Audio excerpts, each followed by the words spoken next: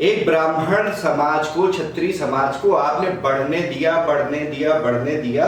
उस आकार की कल्पना करिए कितना विकृत होगा। आप जो शूद्र है अगर वो पढ़ लिख जाए तो वो ब्राह्मण हो सकता था। भाई तमाम शूद्रों के वर्णन है जिन्होंने पढ़ाई की, जिन्होंने शास्त्रों का पठन पाठन लिया और उन्होंने पढ़ाया भी लोग। क्या हर ग्रंथ लिखे गए हैं मनुस्मृति में, ब्राह्मण को बोलते हैं कि ये भगवान के मुख से उत्पन्न हुए, क्षत्रिय हाथों से उत्पन्न हुए, वैश्य पेट से उत्पन्न हुए हैं, और शूद्र आपको पता है कैसे उत्पन्न हुए? पैरों से। अगर उसने तलवार उठा ली तो वो क्षत्रिय, वो अगर उसने किताब उठा ली। आज तो जाति व्यवस्था है भाई साहब, आज तो जातिवाद के कचड़े से घिरे हुए हैं आप।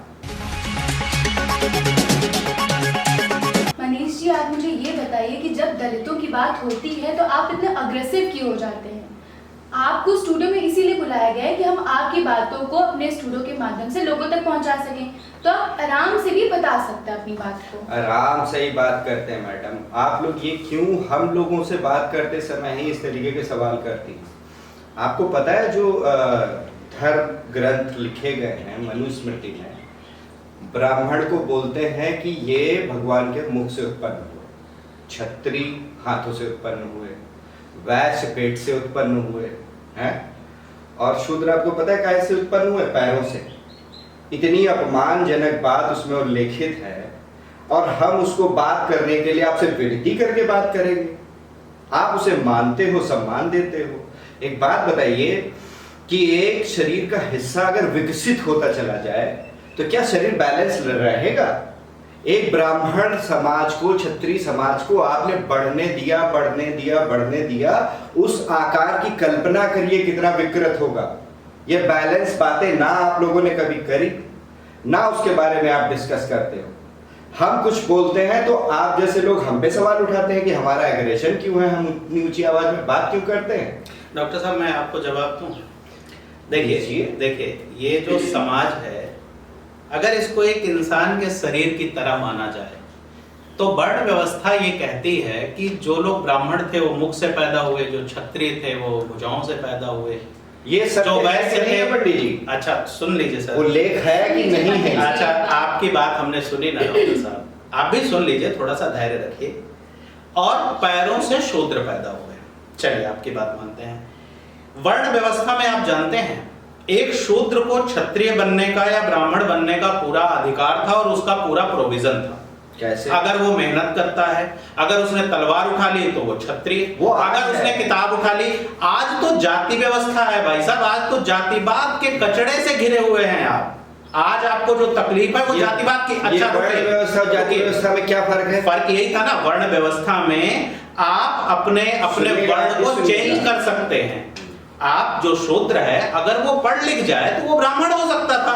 भाई तमाम शूद्रों के वर्णन है जिन्होंने पढ़ाई की, जिन्होंने शास्त्रों का पठन पाठन लिया और उन्होंने पढ़ाया भी लोग। क्या उंगली पे गिना जा सकता है? देखिए मनीष जी, जिन लोगों ने किया उनको यह अधिकार मिला ना। बात इसकी है, चर्चा इसकी है। पढ़ेंगे ही नहीं तो आगे बढ़ेंगे कैसे?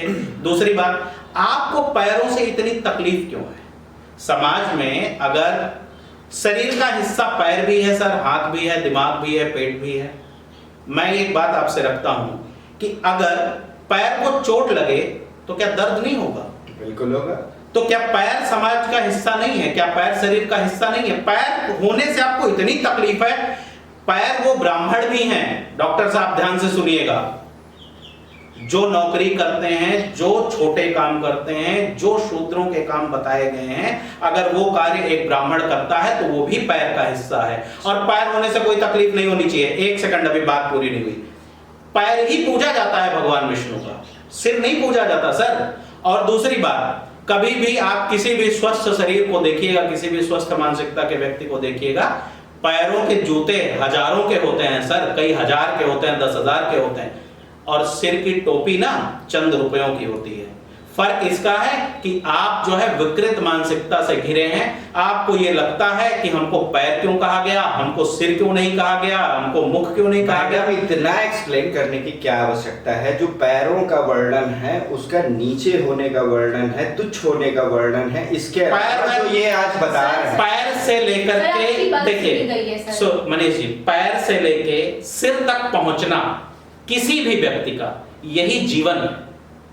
जब आप वर्ण व्यवस्था की बात करते हैं तो कोई एक आदमी पैर से शुरू करके अगर सिर की तरफ डेवलप कर रहा है, जीवन यही है मनीष जी, इसको समझिए। ये वर्ण व्यवस्था है, जाति व्यवस्था नहीं है। मनुस्मृति की व्याख्या करने के लिए